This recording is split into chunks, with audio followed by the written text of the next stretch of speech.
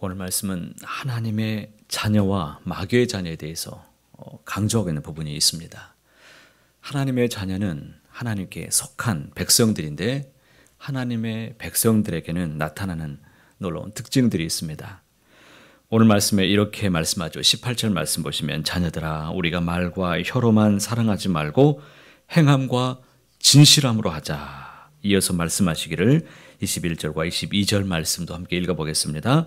사랑하는 자들아 만일 우리의 마음이 우리를 책망할 것이 없으면 하나님 앞에서 담대함을 얻고 무엇이든지 구하는 바를 그에게서 받나니. 자, 여기까지만 보겠습니다. 우리를 책망할 것이 없다. 그러니까 우리에게서 완벽함을 찾는 것이 아닙니다. 완전히 깨끗한 상태를 원하는 것이 아니라 우리 마음속에 주님을 감동시킬 만한 그런 마음들이 우리 안에 있다면 하나님께서 우리에게 무엇이든지 원하는 바를 구하라는 것입니다. 그러면 우리는 받을 수가 있습니다. 저는 이 말씀에 큰 감동을 받습니다. 우리의 기도에 응답하신다는 이 말씀이 얼마나 좋은지 모르겠습니다. 우리가 서로 사랑할 때 우리 주님은 응답하시고 함께 하시겠다는 이 약속이 참으로 귀하고 감동적입니다. 그래서 주님의 말씀에 더욱 우리는 의지하고 순종하게 되고 살아가는 원동력이 우리에게 되는 것 같습니다. 하나님을 감동시킬 수 있는 것이 그러면 무엇일까요?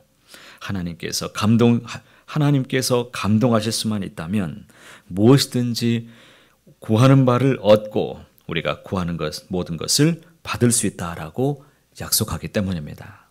창세기 말씀 보시면 하나님께서 아담과 하와를 지으셨습니다. 그리고 보시기에 심히 좋았다라고 감탄하셨죠. 하나님이 보시고 감동을 받으시니까 아담과 하와에게 복을 내리시는 것을 볼 수 있습니다. 그들에게 무엇을 주셨습니까? 세상 만물을 다스리는 권세를 주셨습니다. 하나님은 때로 심판을 작정하시기도 하시지만 우리의 마음을 보시고 우리의 회개에 감동하시고 심판을 때로는 미루시기도 하시고 돌이키시기도 하시는 하나님이십니다. 하나님은 우리의 믿음을 보시고 구원하시고 영생을 허락해 주십니다. 하나님은 그의 말씀에 순종하고 따르는 자들을 기뻐하시고 능력을 베푸시고 즐거워하신다는 것입니다. 하나님은 하나님의 영광을 위해서 기꺼이 희생하고 섬기며 사랑하는 자들을 도우시고 높여 세워주십니다. 이것이 바로 십자가 위에서 보여주신 우리 주님의 사랑이십니다. 그럼 우리가 어떤 일에 하나님을 과연 기쁘게 할 수가 있을까요? 23절 말씀 함께 읽겠습니다. 그의 계명은 이것이니 곧 그 아들 예수 그리스도의 이름을 믿고 그가 우리에게 주신 계명대로 서로 사랑할 것이니라. 예수님을 잘 믿는 것이 하나님을 사랑하는 것입니다. 예수님을 잘 믿는 것이 하나님을 기쁘시게 하는 일입니다. 예수님을 믿는 것은 단순히 그의 존재를 인정한다라는 의미가 아닙니다. 그분의 말씀을 듣고 그분의 십자가를 의지하고 그분을 따르는 삶을 살아가는 것입니다. 예수님을 잘 믿는다는 것은 내 삶의 중심에 예수님을 모시고 그분이 인도하시는 길을 따라가는 삶에 있습니다. 예수님께서도 요한복음 6장 29절에서 이렇게 말씀하셨습니다. 하나님께서 보내신 일을 믿는 것이 곧 누구의 일이다? 하나님의 일이다. 우리가 예수님을 신뢰하고 따를 때 그것이 바로 가장 근본적인 순종이고 하나님을 향한 참된 경외로 나타나게 되는 것을 꼭 믿으시길 바랍니다. 두 번째는 6절 말씀에 있는데요. 그 안에 거하는 자마다 범죄하지 아니하나니 라고 말씀하십니다. 우리가 신앙생활 하면서 때로 우리의 약함 때문에 낙심하고 염려하고 여러 가지 문제들이 계속해서 일어나게 되는 것을 보게 됩니다. 그러므로 우리는 주님 안에 늘 거하기를 바랍니다. 주님 안에 거한다는 것은 주님의 다스리심을 받는 상태를 말합니다. 주님과 지속적으로 친밀한 관계 속에서 살아가는 것입니다. 주님 안에 거하기 위해서 주님이 내 안에 기뻐하시는 것이 무엇인지 기도하고 간구의 자리로 나아가야 됩니다. 우리가 부족한 것이 있다면 그것은 기도입니다. 더 기도하시고 하나님의 지배 아래 머무르시길 바랍니다.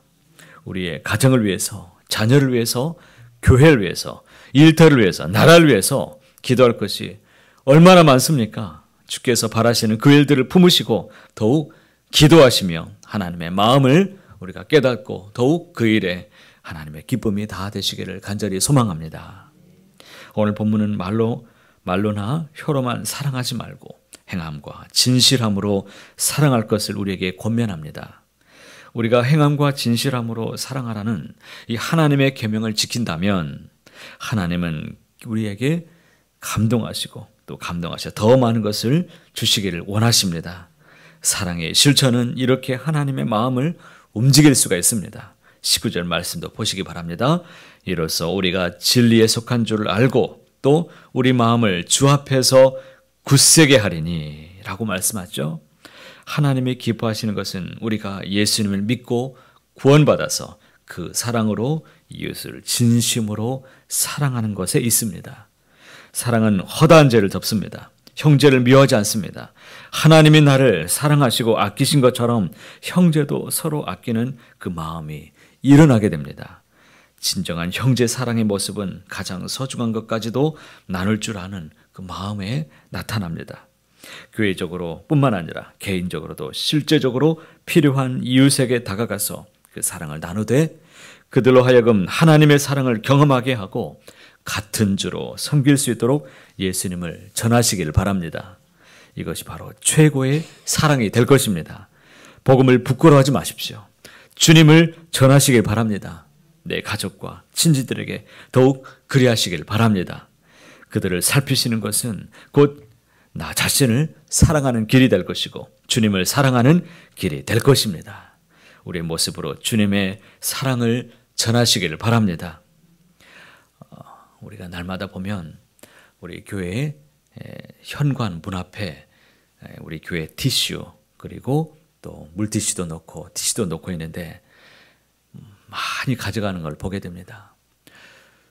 우리나라에 최초로 왔던 토마스 선교사님을 한번 생각해 보십시오. 토마스 선교사님이 복음을 전하기 위해서 우리나라의 첫 걸음을 내딛었는데 그런데 그가 한 일이 무엇입니까? 주 예수 그리스도를 전할 수 있었습니까? 전하지 못했습니다. 전하려고 하는데 전하지 못하고 우리 이 땅에 도착해서 순교하고 말았습니다.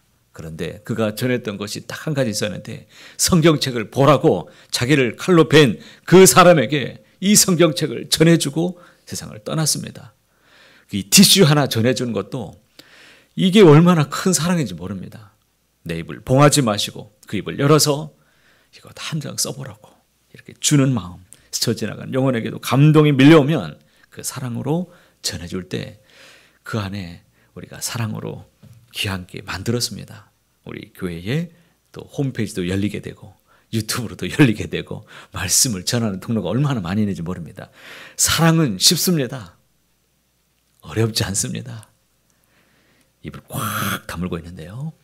말로만이 아니라 진실함으로 이웃을 살피고 돕고 사랑하는 것은 이 시대에 우리가 잃어버린 그 주님의 사랑을 다시 회복하는 일이고 모두가 행복하게 사는 복된 길로 우리를 하나님이 인도해 주실 것입니다. 하나님의 사랑으로 충만한 날 되시기를 바랍니다. 그리하여 우리도 그 사랑 안에서 하나님의 자녀다움으로 오늘도 승리하는 저와 여러분 모두가 다 되시기를 주님의 이름으로 간절히 소원합니다.